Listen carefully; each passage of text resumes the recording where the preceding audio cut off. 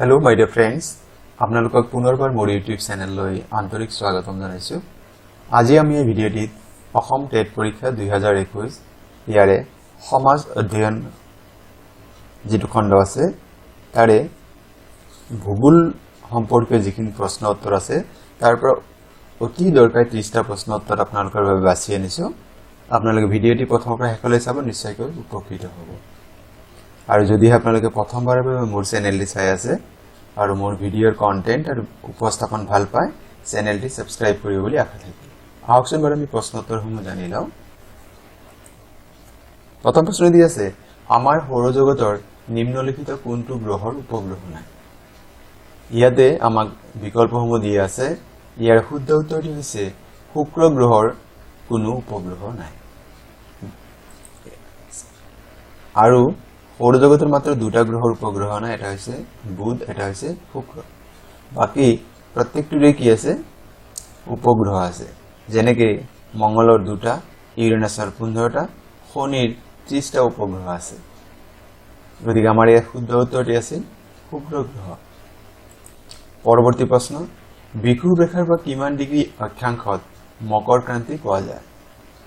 এতিয়া চাওক যে আমাৰ এই প্ৰশ্নটোত আমি দুটা প্ৰশ্ন কেতিয়াবা হ'ব পাৰে বেলেগ ধৰণে। এটা হ'ব পাৰে বিষুৱ ৰেখাৰ পৰা কিমান ডিগ্ৰী অক্ষাংশত কৰ্কট ক্ৰান্তি পোৱা যায়, ট্ৰপিক অফ কেঞ্চাৰ, আৰু মকৰ ক্ৰান্তি হ'লে ট্ৰপিক অফ কেপ্ৰিকৰ্ণ। সদায় মনত ৰাখিব যে ট্ৰপিক অফ কেঞ্চাৰ বা কৰ্কট ক্ৰান্তিটো উত্তৰ মেৰুত হয়, উত্তৰ গোলাৰ্ধত হয়, আৰু ট্ৰপিক অফ কেপ্ৰিকৰ্ণ বা মকৰ ক্ৰান্তিটো দক্ষিণ গোলাৰ্ধত হয়। আৰু এই মকৰ ক্ৰান্তি বা কৰ্কট ক্ৰান্তিটো কি হয়? 23.5 ডিগ্ৰী। গতিকে ইয়াতে আপোনাৰ আমি দেখো মকৰ ক্ৰান্তি, গতিকে ইয়াতে ক শুদ্ধ উত্তৰ হ'ব। 23.5 ডিগ্ৰী দক্ষিণ অক্ষাংশত পোৱা যায়। কাৰণ উত্তৰ হলে সেইটো আপোনাৰ কি হ'ব? 23.5 ডিগ্ৰী উত্তৰ হলে সেইটো কৰ্কট ক্ৰান্তি হ'ব, 23.5 ডিগ্ৰী দক্ষিণ হলে। গতিকে ইয়াৰ ক শুদ্ধ উত্তৰ আছে।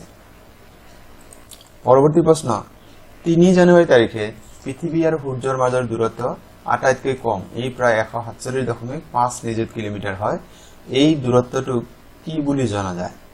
ইয়াত দিয়া আছে অপহূৰ, অনুহূৰ, অধিবৰ্ষ, জলবিষুৱ। আমি সকলোৱে জানো যে এই পৃথিৱী আৰু সূৰ্যৰ মাজত যিদিনা আটাইতকৈ দূৰত্ব কম হয় তাক অপহূৰ বুলি, এইটোক অনুহূৰ বুলি জনা যায়। আৰু 4 জুলাই তাৰিখে পৃথিৱী আৰু সূৰ্যৰ দূৰত্ব আটাইতকৈ বেছি হয় আৰু সেই দিনটো অপহূৰ বুলি জনা যায়। গতিকে আমি ইয়াতে কি জানিলো যে সূৰ্য আৰু পৃথিৱীৰ দূৰত্ব যেতিয়া আটাইতকৈ কম হয় সেইটো অনুহূৰ, আৰু আটাইতকৈ বেছি যেতিয়া হয় তেতিয়া আমি তাক কি বুলি জানো? অপহূৰ। 3 জানুৱাৰী তাৰিখে অনুহূৰ হয় আৰু 4 জুলাই তাৰিখে অপহূৰ হয়। পৰৱৰ্তী প্ৰশ্ন, পৃথিৱীৰ সোঁমাজেৰে উত্তৰ মেৰু আৰু দক্ষিণ মেৰু সংযোগ কৰা কাল্পনিক ৰেখাডালৰ নাম কি? ইয়াত চাওক প্ৰশ্ন উত্তৰসমূহৰ যি বিকল্প দিয়া আছে, ইয়াৰ শুদ্ধ উত্তৰটি হৈছে দ্ৰাঘিমা ৰেখা। দ্ৰাঘিমা ৰেখা পৃথিৱীৰ সোঁমাজেৰে উত্তৰ মেৰু আৰু দক্ষিণ মেৰু সংযোগ কৰা এডাল কাল্পনিক ৰেখা হয়। পৰৱৰ্তী প্ৰশ্ন, পৃথিৱীৰ পিঠিৰ পৰা কেন্দ্ৰলৈ গভীৰতা কিমান? পৃথিৱীৰ পিঠিৰ পৰা কেন্দ্ৰলৈ গভীৰতা হৈছে 6376 কিলোমিটাৰ। পৰৱৰ্তী প্ৰশ্ন, পৃথিৱীৰ মুঠ আয়তনৰ কিমান শতাংশ গুৰুমণ্ডলে আৱৰি আছে? আমি জানো যে পৃথিৱীৰ যি অন্তৰ্ভাগ আছে, অন্তৰ্ভাগ আমি 3টা ভাগ কৰো। এটা হৈছে ভূত্বক, তাৰপিছত গুৰুমণ্ডল আৰু হৈছে কেন্দ্ৰমণ্ডল। ইয়াৰে এই গুৰুমণ্ডল মানে দ্বিতীয় যিটো স্তৰ আছে, এই গুৰুমণ্ডলে কিমান শতাংশ আৱৰি আছে? তাৰে শুদ্ধ উত্তৰটি হৈছে 16%। কাৰণ 0.5% এয়া ভূত্বক সেইটো আৱৰি আছে, আৰু 83.0% এইটো হৈছে কেন্দ্ৰীয় মণ্ডল আৱৰি আছে।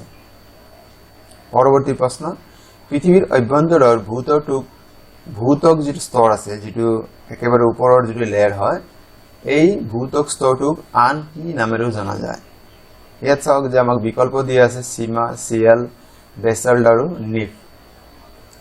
মনত ৰাখিব যে এই তিনিটা স্তৰ আছে পৃথিবীৰ অভ্যন্তৰৰ, এটা ভূতক বুলি জানো, এটা গুৰুমণ্ডল আৰু এটা কেন্দ্ৰমণ্ডল। তাৰে ভূতক স্তৰটোক আমি চিয়াল বুলি জানো। এতিয়া এইকেইটাৰ আমি সম্পূৰ্ণ ৰূপ জানি লওঁ। চিয়াল কি হয়, সীমা কি হয়, নিফ কি হয়। চাওক, চিয়াল হৈছে ভূতকটোক জনা যায় চিএল, SiAl। Si মানে সিলিকন আৰু এলুমিনিয়ামৰ পৰা Al, গতিকে চিএল। সীমা হৈছে গুৰুমণ্ডলৰ আন এটা নাম। Si সিলিকন হয়, Ma মেগনেছিয়াম বুজায়, এইটো সাংকেতিক চিহ্ন হয়।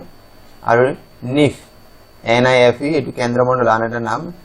Ni, এইটো নিকেলৰ পৰা লোৱা হৈছে Ni, নিকেলৰ সাংকেতিক চিহ্ন।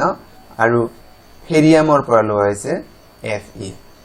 গতিকে আমি নিশ্চয়কৈ গম পালো যে চিয়াল, সীমা আৰু নিফে কি হয়। গতিকে আপোনাক ইয়াৰ ভূতকৰ বাদে বেলেগটো দিব পাৰে, গুৰুমণ্ডল বা কেন্দ্ৰমণ্ডল আপোনাক দিব পাৰে।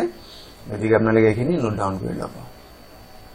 পৰৱৰ্তী প্ৰশ্ন, মুখ্য দ্ৰাঘিমা ৰেখাৰ মান কিমান? আৰু আমি জানো যে মুখ্য যিটো দ্ৰাঘিমা ৰেখা বা প্ৰাইম মেৰিডিয়ান বুলি কওঁ আমি, সেইটোৰ মান হৈছে 0 ডিগ্ৰী, 0 ডিগ্ৰী। গতিকে ক বিকল্পটো শুদ্ধ। পৰৱৰ্তী প্ৰশ্ন, নিম্নলিখিত কোনটো গেদীয় শিলৰ উদাহৰণ নহয়? এটা মাত্ৰ আছে, এটা বিকল্পৰ বাদে বাকী সকলোকেইটা কি হয়, গেদীয় শিলৰ উদাহৰণ হয়। গতিকে গ্ৰেনাইটটো কি হয়, গেদীয় শিল নহয়। গ্ৰেনাইটটো আগ্নেয় শিলৰ এটা প্ৰকাৰ হয়। গতিকে গ্ৰেনাইটটো আগ্নেয় শিলৰ এটা উদাহৰণ হয়। গেদীয় শিলৰ ভিতৰত কি পৰে, কংগ্লমাৰেট, চূণশিল, কয়লা, এইবিলাক গেদীয় শিলৰ উদাহৰণ হয়। পৰৱৰ্তী প্ৰশ্ন, অসমৰ নিম্নলিখিত কোন পাহাৰৰ শিলাখণ্ড আগ্নেয় শিলৰ উদাহৰণ হয়? ইয়াত আমাৰ বিকল্পসমূহ দি আছে। এই বিকল্পসমূহৰ ভিতৰৰ নীলাচল পাহাৰ, যিটো য'ত কামাখ্যা মন্দিৰ অৱস্থিত আছে, আমি সেই মনত ৰাখিলে হ'ল যে নীলাচল পাহাৰৰ যি শিলাখণ্ড আছে সেয়া আগ্নেয় শিলৰ উদাহৰণ হয়। পৰৱৰ্তী প্ৰশ্ন, আয়তন হিচাপে মাটিত কিমান শতাংশ জৈৱিক পদাৰ্থ থাকে? আমি মাটিৰ যি জৈৱিক, মাটিৰ শতাংশ হিচাপে আমি বেলেগ বেলেগ ধৰণৰ থাকে। জৈৱিক কিছু থাকে, অজৈৱিক থাকে, বায়ু থাকে আৰু পানী থাকে। যদি ইয়াক শতাংশ হিচাপে যদি ভাগ কৰোঁ, তেন্তে জৈৱিক পদাৰ্থ কিমান শতাংশ থাকে আমি সেইটো ক'ব লাগে। আৰু শুদ্ধ উত্তৰটি হৈছে 5%। এতিয়া বাকীকেইটা কোনটো কিমান আছে আমি জানি লওঁ। আয়তন হিচাপে মাটিত 45% অজৈৱিক পদাৰ্থ থাকে। আমি প্ৰশ্নত আছিল আমাক জৈৱিক, গতিকে জৈৱিকটো আছিল 5%, অজৈৱিক 45%। ইতিমধ্যে গমে পালো 25% পানী আৰু 25% বায়ু থাকে। গতিকে আয়তন হিচাপে আপোনাক বেলেগ প্ৰশ্ন দিলেও আপুনি এই যদি মানে ডেটাখিনি আপুনি মনত ৰাখে তেতিয়া আপোনাৰ শুদ্ধ হ'ব। পৰৱৰ্তী প্ৰশ্ন, প্ৰতি 1 ডিগ্ৰী দ্ৰাঘিমাংশৰ অন্তৰত কিমান মিনিট সময়ৰ ব্যৱধান হয়? প্ৰতি 1 ডিগ্ৰী দ্ৰাঘিমাংশৰ অন্তৰত 4 মিনিট সময়ৰ ব্যৱধান হয়। পৰৱৰ্তী প্ৰশ্ন, নিম্নলিখিত কোনটো আগ্নেয় শিলৰ উদাহৰণ নহয়?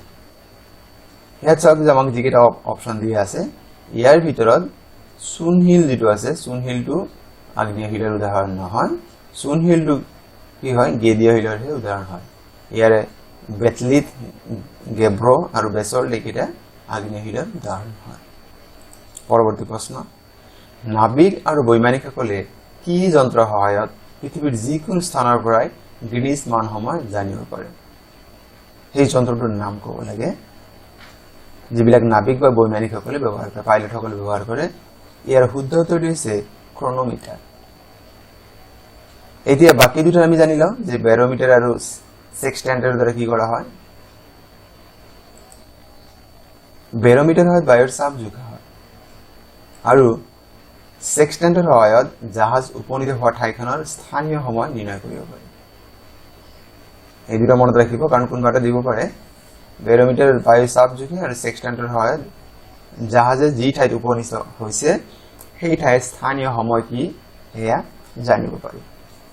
পৰৱৰ্তী প্ৰশ্ন, এণ্টাৰ্কটিকা বা কুমেৰু মহাদেশত ভাৰতৰ দুটা গৱেষণা কেন্দ্ৰ আছে। আমি সকলো জানো এণ্টাৰ্কটিকা বা কুমেৰু মহাদেশত স্থায়ী জনবসতি নাই, তাত বিভিন্ন দেশৰ গৱেষণা কেন্দ্ৰ আছে।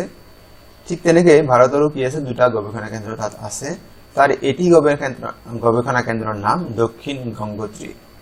আনটো গৱেষণা কেন্দ্ৰৰ নাম কি ভাৰতী ইণ্ডিয়ানা উত্তৰ গংগোত্ৰী আৰু মৈত্ৰী ইয়াৰ শুদ্ধ উত্তৰটি হৈছে মৈত্ৰী গতিকে ভাৰতৰ দুটা গৱেষণা কেন্দ্ৰৰ এটা নাম দক্ষিণ গংগোত্ৰী আনটোৰ নাম মৈত্ৰী পৰৱৰ্তী প্ৰশ্ন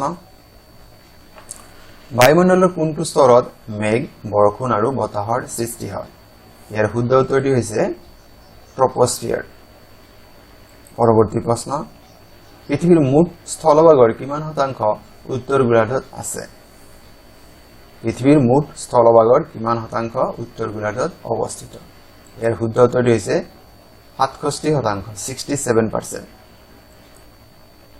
পৰৱৰ্তী প্ৰশ্ন নিম্নলিখিত কোনখন মহাদেশ সম্পূৰ্ণৰূপে দক্ষিণ গোলাৰ্ধত অৱস্থিত এছিয়া মহাদেশ আফ্ৰিকা ইউৰোপ আৰু ওশেনিয়া শুদ্ধ উত্তৰটি হৈছে ওশেনিয়া মহাদেশ ই সম্পূৰ্ণৰূপে দক্ষিণ গোলাৰ্ধত অৱস্থিত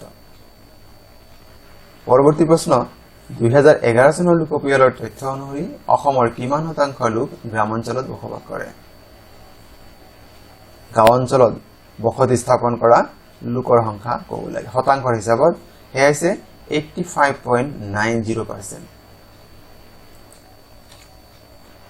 পৃথিৱীৰ মুঠ জনসংখ্যাৰ কিমান শতাংশ লোক উত্তৰ গোলাৰ্ধত বসবাস কৰে শুদ্ধ উত্তৰটি হৈছে 90%.